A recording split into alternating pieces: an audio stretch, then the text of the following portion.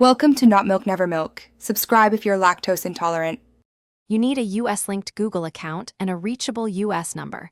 Once ready, sign into Google and open Voice. Start by choosing a new voice number. Search by city or area code to match expectations. You'll be asked to verify via a US phone, provide the US number, and accept the code. Make sure to save that code immediately and complete verification. Once done, grant app permissions for calls and contacts, so Voice can manage dialing and voicemails on your device. Once verified, link forwarding devices. Add your Canadian cell under forwarding options or connect a SIP/VoIP app for incoming calls.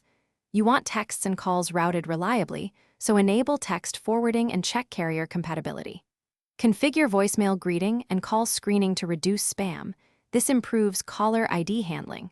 Make sure Do Not Disturb schedules match your time zone to avoid missed calls. If you use the desktop, enable notifications. If using the app, confirm background permissions so calls arrive even when the phone sleeps. Finish by testing. Call a Canadian number, receive a text, and check voicemail retrieval to ensure everything flows. If SMS fails, resend verification or swap the forwarding method to a SIP app.